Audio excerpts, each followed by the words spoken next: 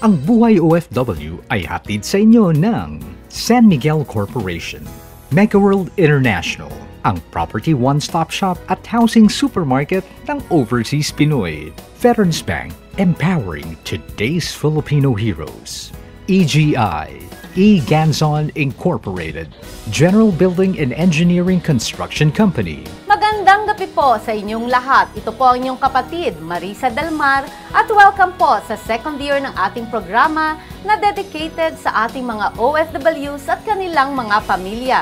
Espesyal na naman po ang ating pagtatanghal ngayong gabi.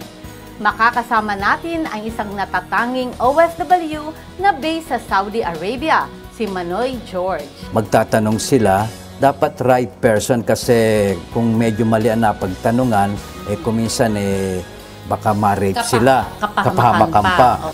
At bukod po sa mga kwentong buhay na buhay ng ating mga OFW, ay makakasama nating muli si Mini Senyeres ng OFW Family Club at ang kanyang mga miyembrong kababaihan. Kung ano talagang kailangan ng mga OFW kasi araw-araw sila ang kausap namin, kasalamuhan namin, ka-text, sa email. So, nararamdaman namin kung ano talaga yung pangangailangan nila. Diyan lang po kayo at samahan niyo po kami sa isang oras na Buhay OFW. Iba-iba ang kwento ng buhay ng ating mga kapatid na overseas Filipino workers. May masaya, may malungkot, mga karanasang hindi malilimutan, mga istoryang tumatak sa ating mga puso. Iniimbitahan po namin kayo na sumali sa Buhay OFW Mr. and Miss Citizens of the World. Ibahagi ang inyong kwento at maging inspirasyon para sa ating mga kababayan. Mga kwentong may positibong epekto sa ating mga kapatid. Kwento ng paghihirap na naghatid na magandang buhay. Kwento ng pagdurusa na nagbunga ng hindi masukat na biyaya. Mga kwentong magpapabago sa tingin natin sa ating buhay. Ito po ang inyong pagkakataon para makapagbigay inspirasyon sa ating mga kapatid.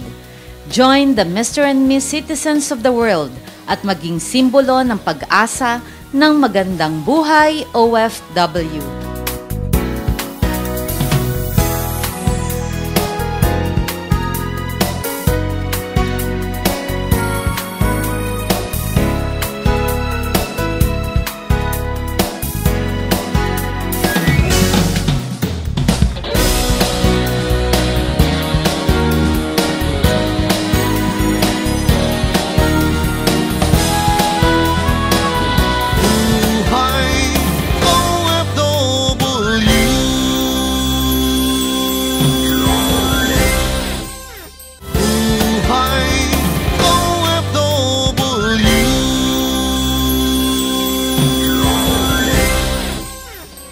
Ang Heroes Helpline ay hatid sa inyo ng Environment Solutions, Flood Barriers, Flood Protection, Flood Management, Southville International School and Colleges, Poshum Global, The Green Company, Eco-Friendly Steel Frames, The Manila Times, Drive It, EIFS Systems, as green as it gets.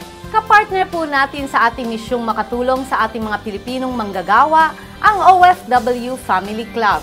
At sa pagkakataong ito ay makakapanayam natin si Mini Senyeres upang bigyan tayo ng update sa kanilang mga proyekto at serbisyo.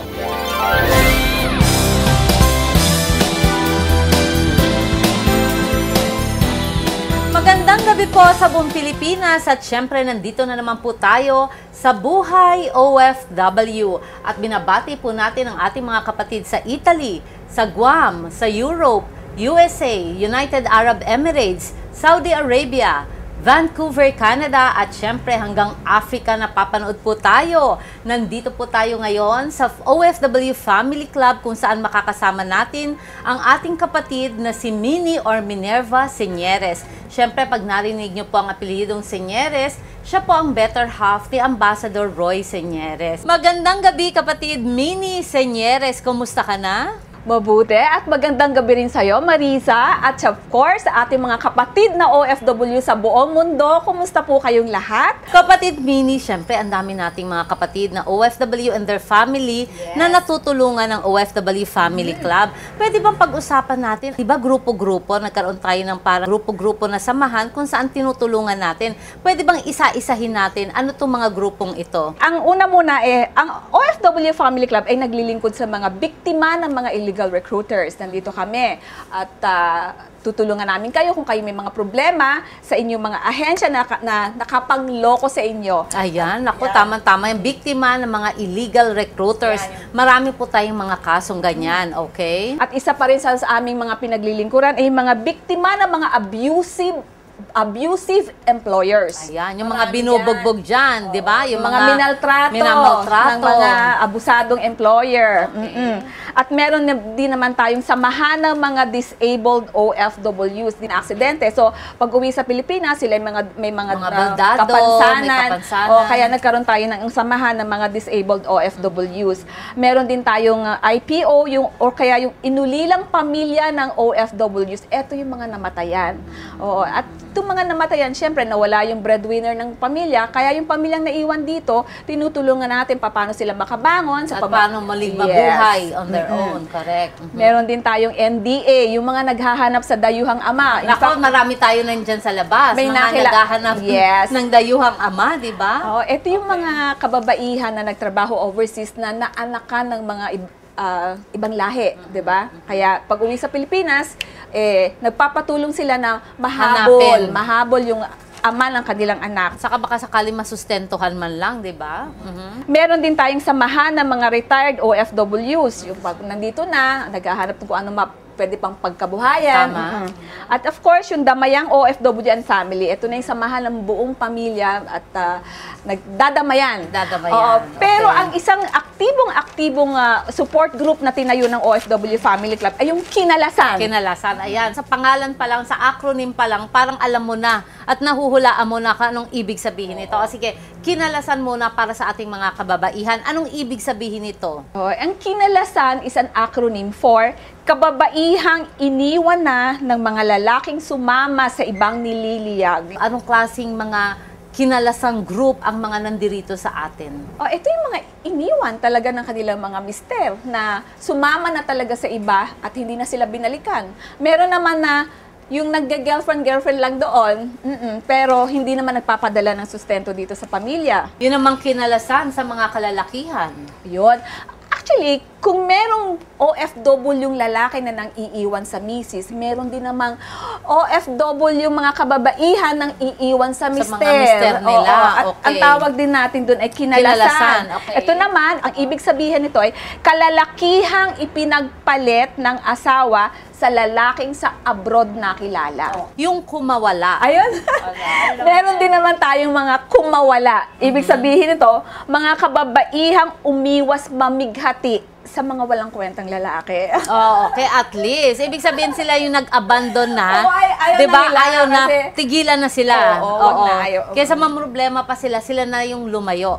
Paano nyo sila natutulungan in your own way? Pag sila may mga problema na, one text away lang kami. Or kaya email. Sasabihin nila yung pangalan nila, sinong employer nila, nasaan sila, ano yung problema at ano yung tulong na gusto nilang hingin sa amin.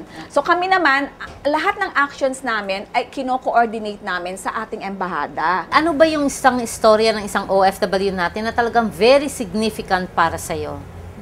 Alam mo yung hindi ko makalimutang kwento, yung napagtagpo ko yung isang anak ng OFW tsaka yung tatay niya.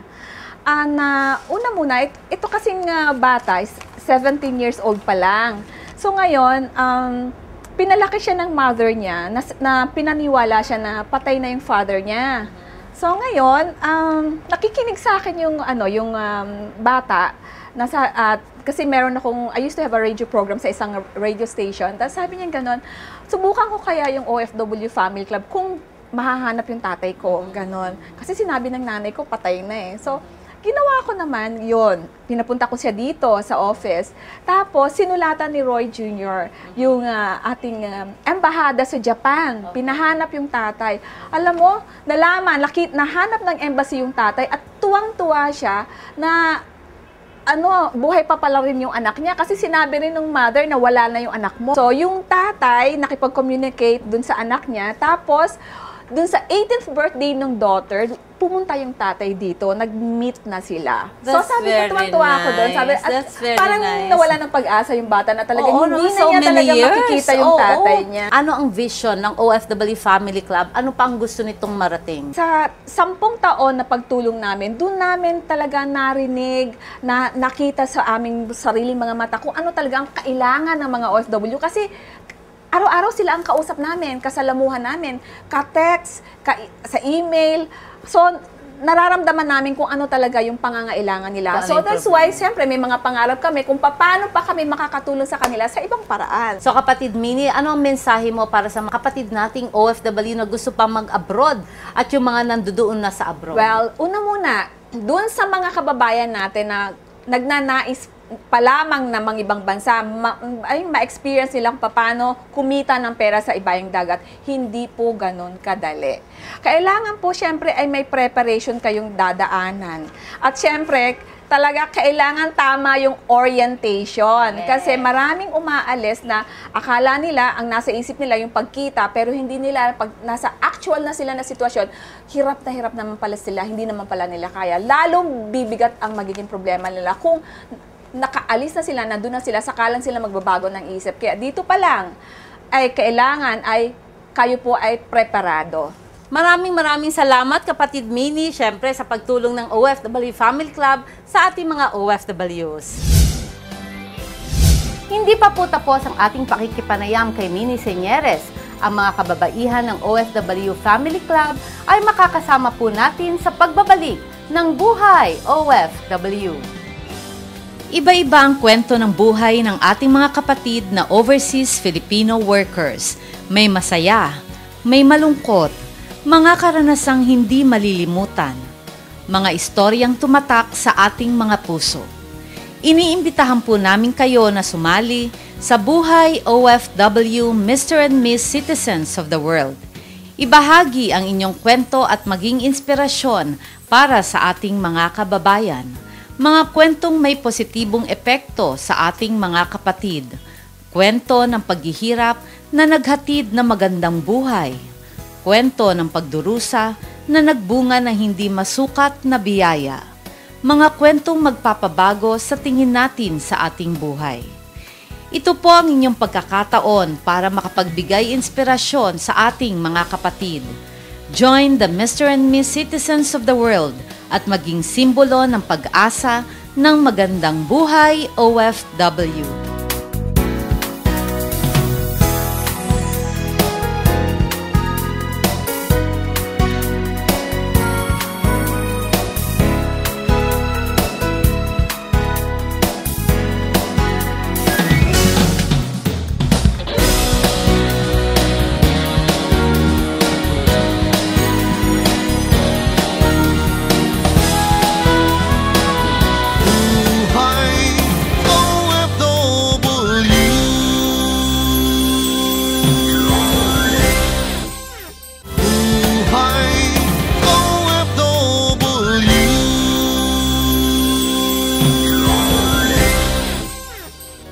Ang Heroes Helpline ay hatid sa inyo ng ICCT Colleges, a global Pinoy distinction, Fukoidan Slimming Rejuvenation and Wellness Center, To Go Travel, a Fukoidan capsule, look young, live longer, a gift of health from the sea. Ang tagumpay ng isang OFW sa abroad ay nakasalalay rin sa suporta ng kanyang mga minamahal dito sa Pilipinas. Sila ang mga ulirang asawa, mga ina na pilit itinataguyod ang pamilya kahit na malayo ang kanilang mga asawa sa tahanan. Kilalanin natin ang women behind the OFW men at alamin natin sa kanila kung ano ang mga paghihirap na pinagdadaanan nila.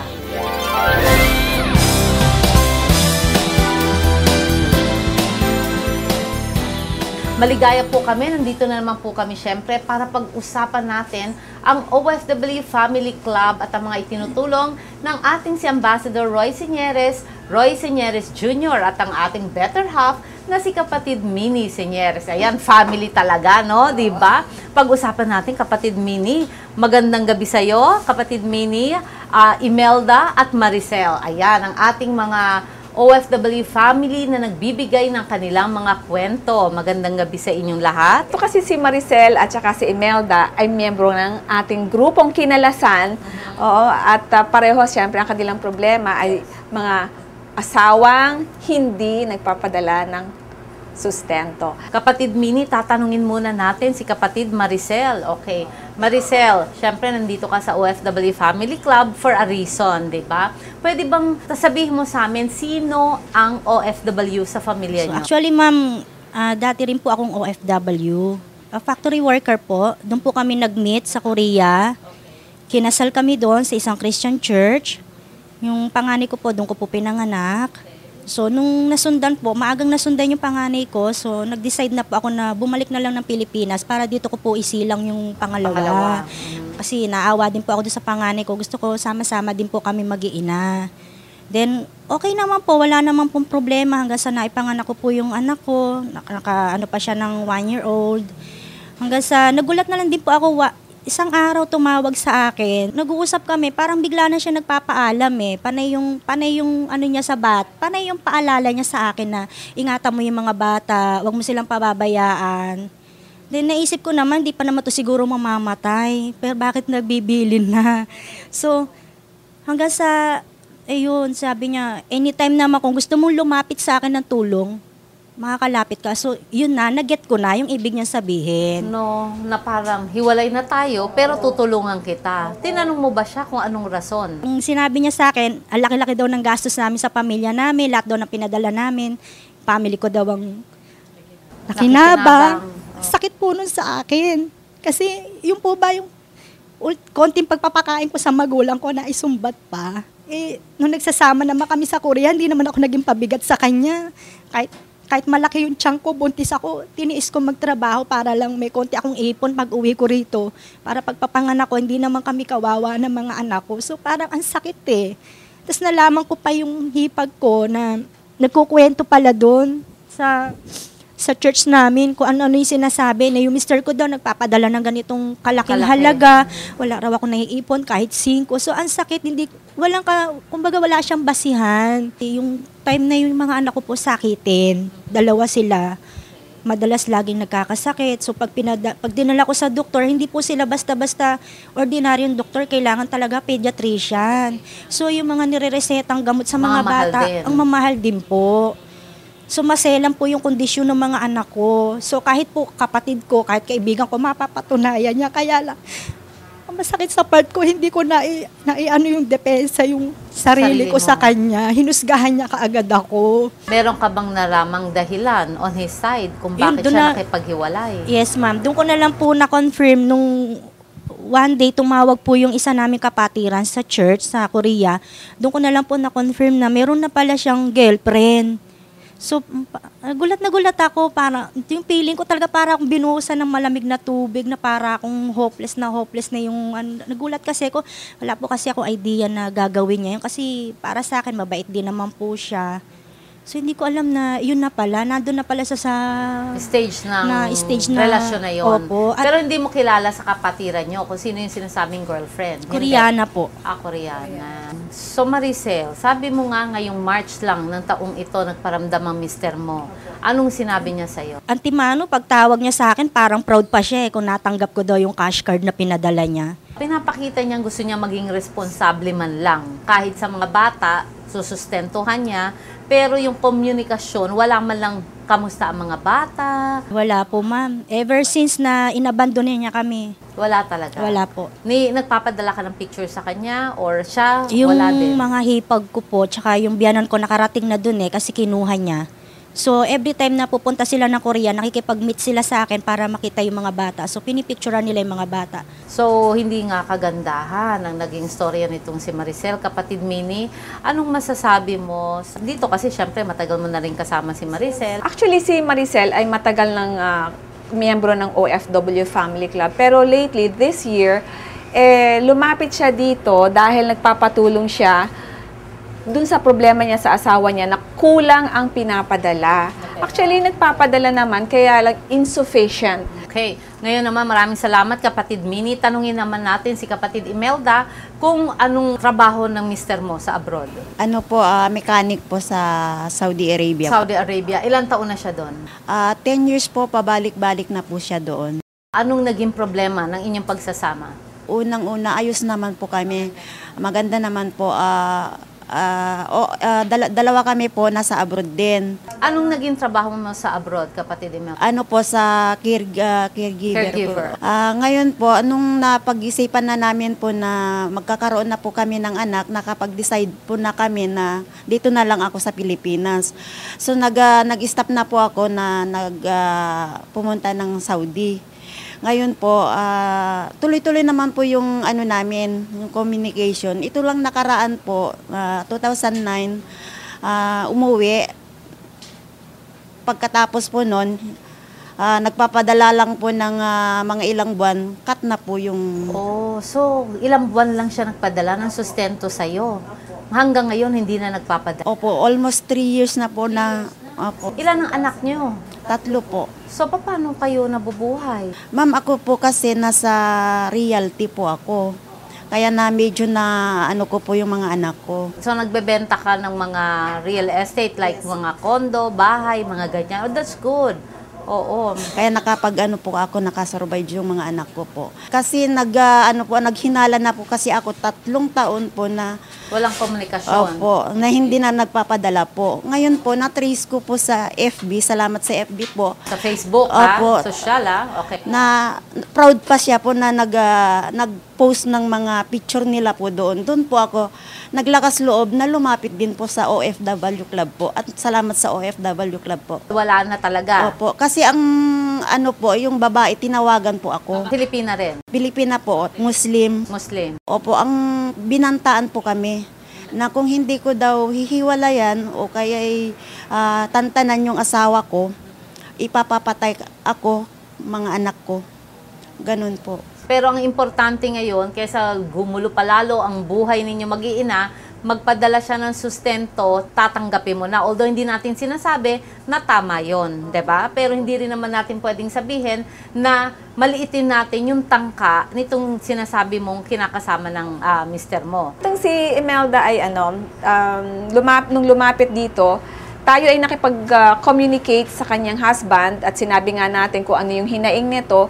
At right after ma-send namin yung letter, ay tumawag sa kanya asawa niya or nakipag-communicate sa kanya. So, mabuti na lamang magkakasama naman tayo sa ating advocacy na magtulong-tulungan tayo, 'di ba? Okay? Maraming salamat Imelda, Maricel sa istorya na binigay ninyo sa Buhay OFW at mga kaibigan, syempre Miss Minnie, ang Kapatid Minnie ng ating family club. Magbabalik po ang Buhay OFW. Experience is the best teacher. Tunay na ang mga pinagdadaanan natin ang pinaka-epektibong aral na matututunan natin sa ating buhay. Inaanyayahan namin ang lahat ng mga OFW kasama ang kanilang pamilya para lumahok sa Buhay OFW Mr. and Miss Citizens of the World. Ibahagi ang inyong kwentong OFW na kapupulutan ng aral at inspirasyon ng ating mga kababayan. Magbigay aral, magsilbing inspirasyon. Join Buhay OFW Mr. and Miss Citizens of the World and make a difference in other people's lives.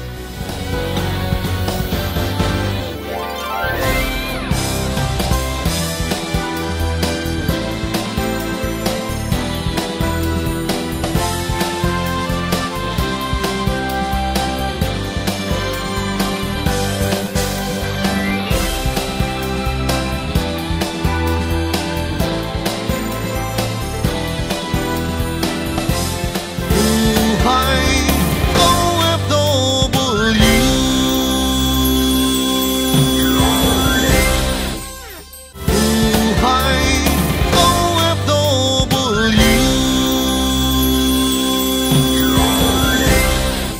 Ang OFW in Focus ay hatid sa inyo ng Mega World International, ang property one-stop shop at housing supermarket ng Overseas Pinoy. Veterans Bank, empowering today's Filipino heroes. Environment Solutions Flood Barriers, Flood Protection and Flood Management. EGI, E-Ganzon Incorporated. General Building and Engineering Construction Company, Poshum Global, The Green Company, Eco-Friendly Steel Frames. Ilang dekada na rin siyang nagtatrabaho bilang OFW sa Saudi. Itinaguyod niya mula sa hirap ang kanyang mga kapatid at pamilya at nadestino sa ibang bansa at naging haligi ng mga Pinoy organization doon. Pakinggan natin ang mga payo sa kapwa OFW ng ating Manoy George Palencia.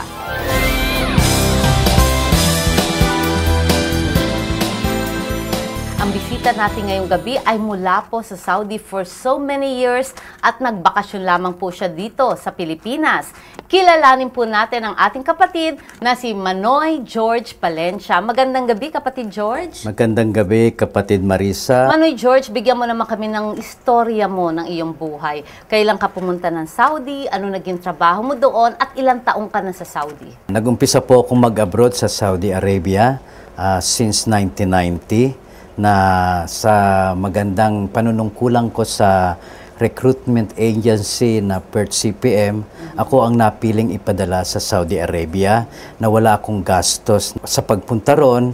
At sa aking mga gawain doon, ako'y kusa mismo nag-volunteer na maging community leader doon upang makapagsilbi sa ating mga kapatid natin doon, na hindi lang po yun, dahil nga sa dami ng mga OFWs na ating mga kapatid doon, ay malaking kabawasan bilang community leader kung ako ay magiging tulay na matutulungan ko ang mga suliranin ng ating mga kababayan doon.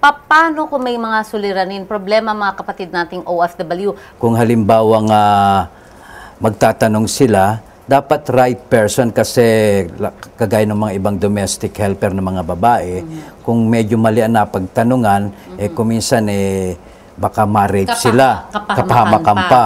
So, ang importante, marami naman tayong kababayan doon, may mga community events. So, maging ano tayo, yung mapagtanong, hindi yung kagad na yung pag may problema, tatakas tayo.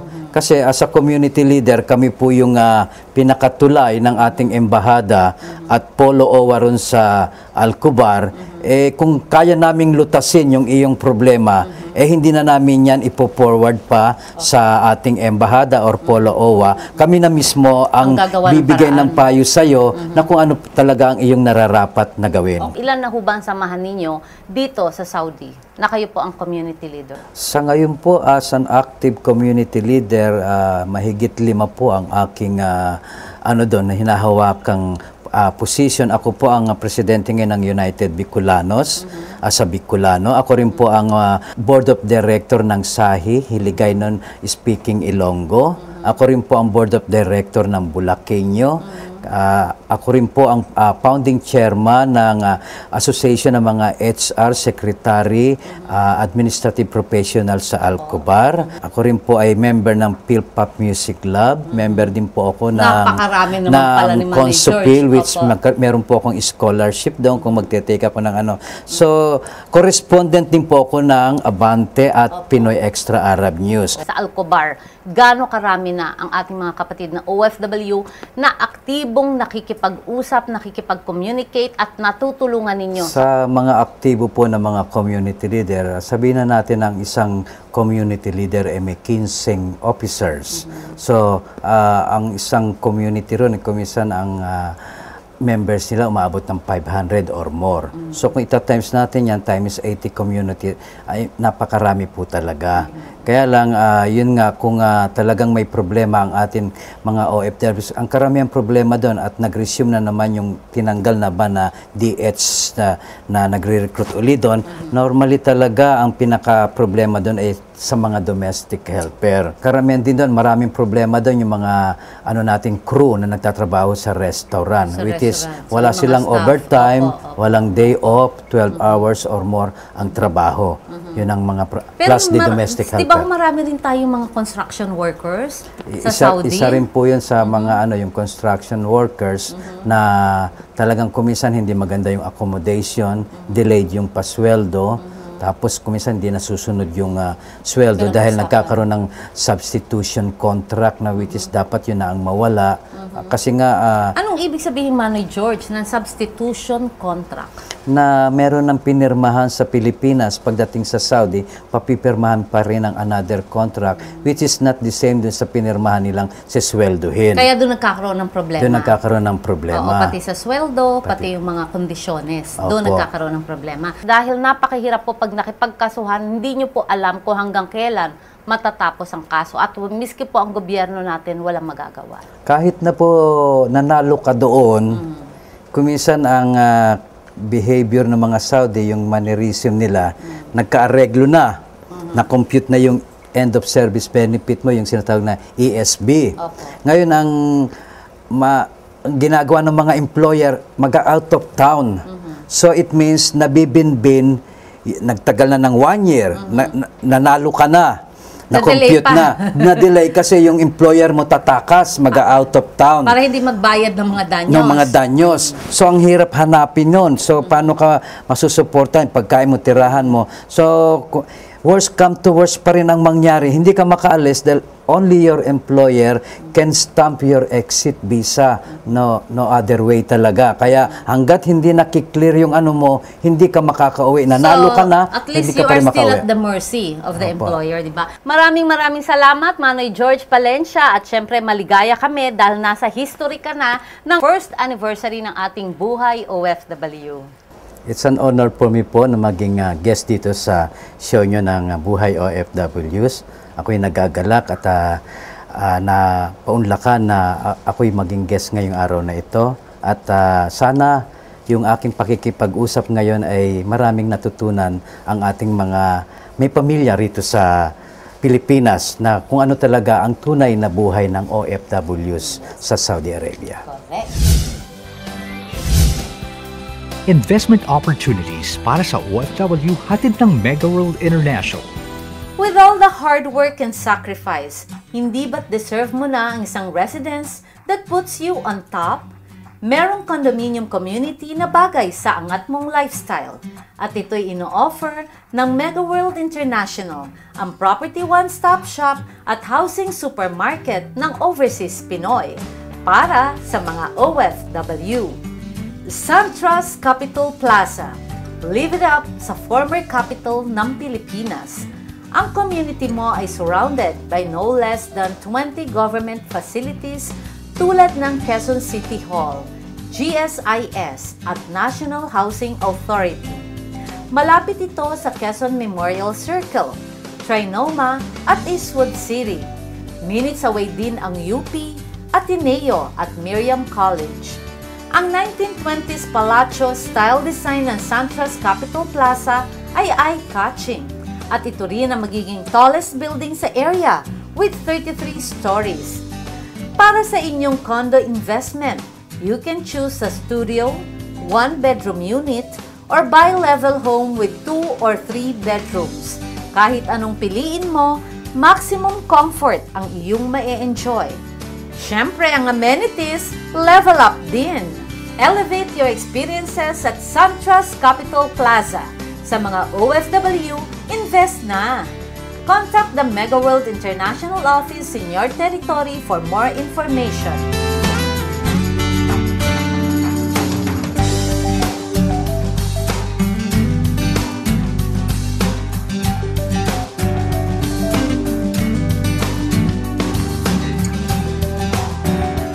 Para sa mga OFW na bibisita naman sa Pilipinas, please call the following local numbers.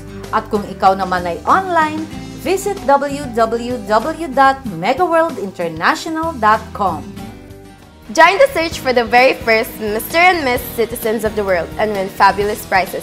Ito po ay handog ng Buhay OFW Foundation para sa ating mga natatanging OFWs. May pagkakataon kayong ma-feature ang inyong kwento sa abroad.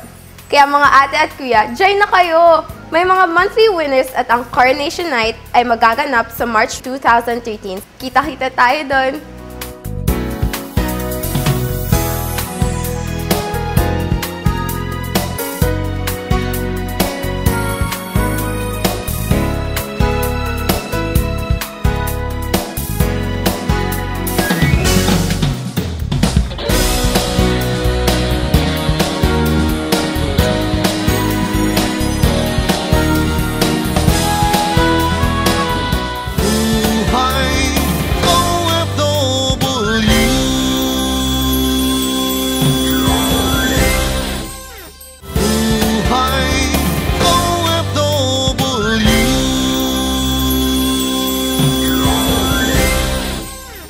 Ang trabaho abroad sigurado ay hatid sa inyo ng San Miguel Corporation, West Insula Condominium, Beauty and Intelligence. Dare to compare, more than just a trophy. It's a jewel. Drive it. EIFS Systems, as green as it gets. A Fucoidan capsule. Look young, live longer. A gift of health from the sea.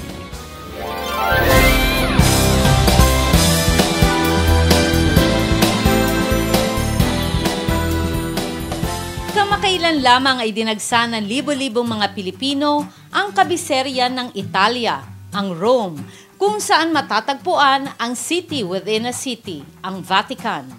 Ito'y dahil sa pagkakadeklara ni Pope Benedict XIV kay Blessed Pedro Calungsod bilang pangalawang Pilipinong santo noong October 21.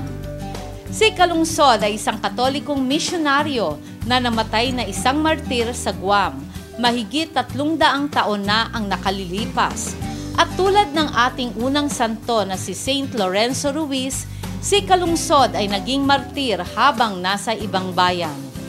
Inaasahan na si Calungsod ay magsisilbing patron saint ng ating mga kababayang OFWs at magsisilbing inspirasyon sa kanila habang sila ay humaharap sa mga pagsubok sa buhay nila sa ibang bansa.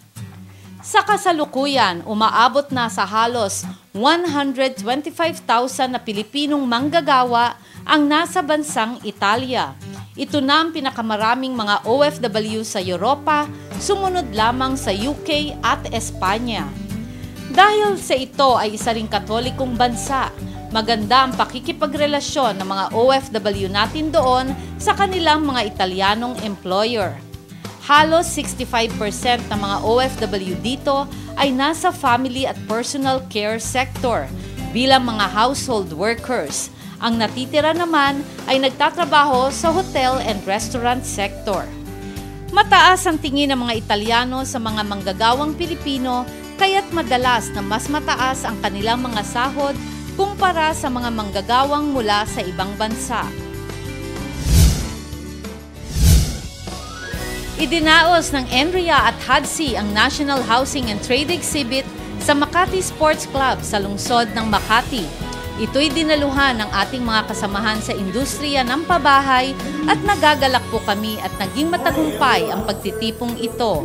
Ang pagbubukas ng convention ay pinangunahan ng ating mga espesyal na mga presidente ng iba't ibang housing industry organizations at iba pa pong mga espesyal nating kaibigan sa housing industry. We have so many happenings in the recent past that we in the real estate industry can be very happy. And this all happened as if preparation for or a prelude to our national convention. Ang tema ng pagpupulong na Philippine Real Estate and Local Governance ay sadyang napapanahon sa adhikain nating mapaganda ng lalo ang ating kalagayan sa ating pabahay, sa ating lipunan. At para naman sa ating mga real estate practitioners na dumalo, ang convention na ito ay bahagi ng kanilang patuloy na professional na pag-aaral. Congratulations sa inyo at sa NRIA at HADSI sa ating matagumpay na 2-day convention. Sa susunod na Buhay OFW, patuloy pa rin ang ating partnership with OFW Family Club. Kikilalanin natin ang ilan sa mga kababaihang pilit na itinataguyod ang kanilang mga pamilya kahit na pinabayaan na sila ng kanilang mga asawang nag-OFW. Nagtapos na naman po ang ating isang oras na pakikipanayam sa ating mga OFW-yung mga kapatid. Sana'y magsilbing aral sa inyo ang kanilang mga karanasan sa buhay. Hanggang sa susunod na Buhay OFW, ito po inyong kapatid Marisa Dalmar na handang maglingkod sa inyo. Kakampi, kaibigan at kapatid ng mga manggagawang Pilipino sa buong mundo. Ito ang Buhay OFW. Ang Buhay OFW ay inihatid sa inyo ng San Miguel Corporation, Megaworld International, ang property one-stop shop at housing supermarket ng Overseas Pinoy, Veterans Bank, empowering today's Filipino heroes. Drive It wall cladding system, as green as it gets. South Insula Condominium, beauty and intelligence. Dare to compare, because the real home is beautiful inside and out. Southville International School and Colleges. To Go Travel.